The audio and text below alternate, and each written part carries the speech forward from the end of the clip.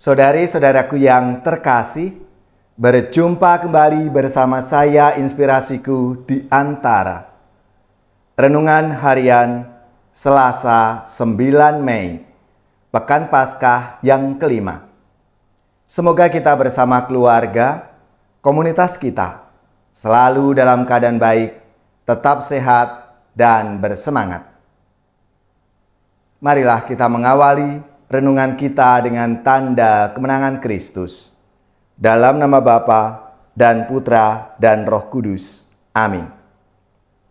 Allah Bapa sumber cinta kasih, Putra-Mu telah memberikan damai kepada kami.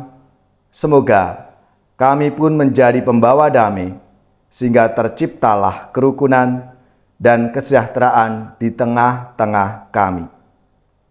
Dengan pengantaraan Yesus Kristus Putra-Mu Tuhan kami, yang bersama dengan Dikau dalam persatuan Roh Kudus, hidup dan berkuasa, Allah sepanjang segala masa. Amin. Dalam nama Bapa dan Putra dan Roh Kudus. Amin. Inspirasi kita hari ini dari Injil Suci menurut Yohanes bab 14 ayat 27 sampai 31a. Marilah kita baca bersama-sama dan kita renungkan.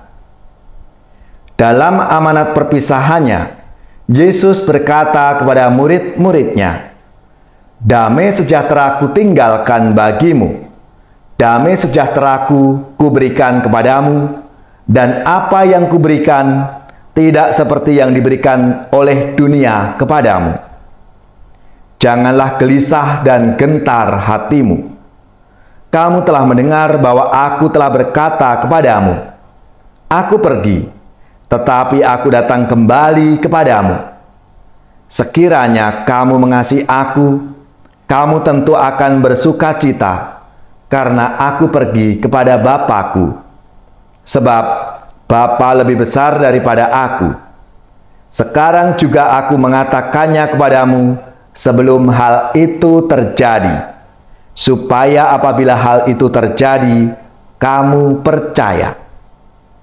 Tidak banyak lagi Aku berkata-kata dengan kamu, sebab penguasa dunia ini datang, namun ia tidak berkuasa sedikit pun atas diriku.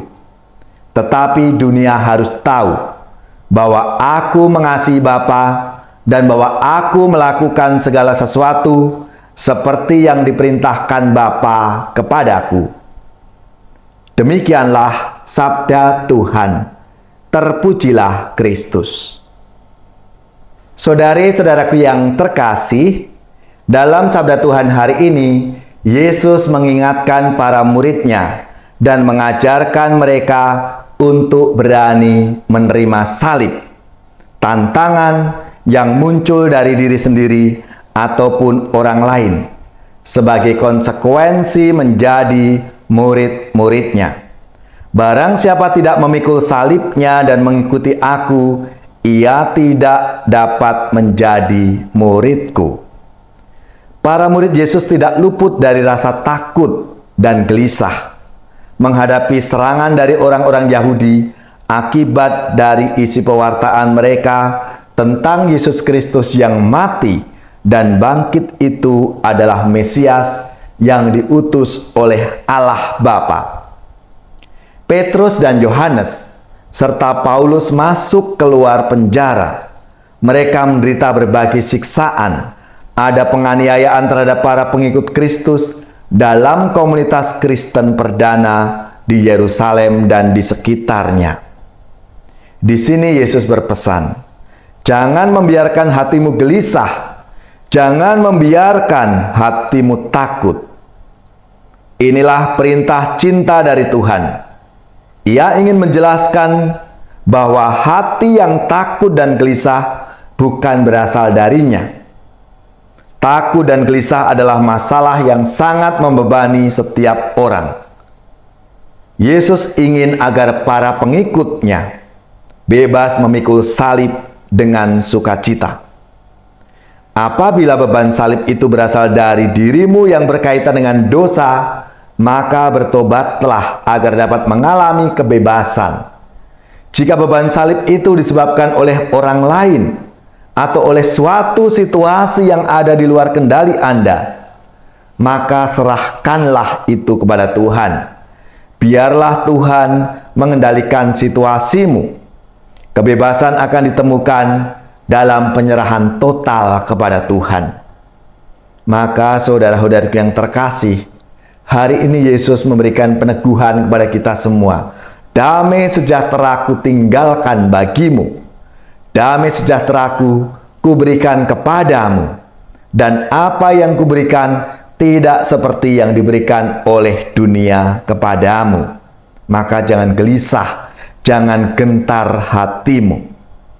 Saudara-saudariku yang terkasih, semoga sabda Tuhan ini meneguhkan kita semua, sehingga kita tidak takut menghadapi berbagai tantangan, menghadapi berbagai cobaan dalam hidup kita masing-masing. Karena apa? Damai Tuhan ada di hati kita.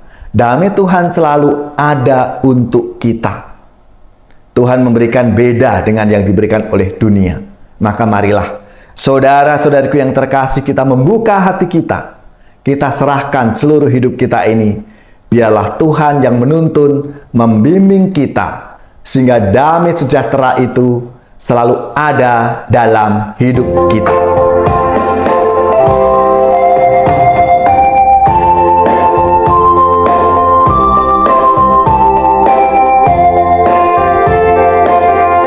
Usailah sudah bakti berbakti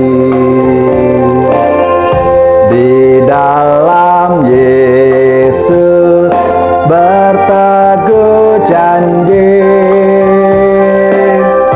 membawa warta sabda perkasa, menghias hidup sepanjang waktu dengan pusaka niat yang murni. Di dalam Yesus bertekad bakti, menjaga warna cinta sesama, memulas hidup seluas waktu. Saudari-saudaraku yang terkasih, marilah kita siapkan hati kita untuk menerima berkat Tuhan. Semoga saudara-saudari sekalian, keluarga-keluarga dan komunitas kita, orang-orang yang kita doakan, mereka yang sakit, yang menderita, seluruh tugas, belajar, pekerjaan, usaha serta karya pelayanan kita, dibimbing, dilindungi dan diberkati oleh Allah yang Maha Kuasa, Bapa dan Putra dan Roh Kudus. Amin.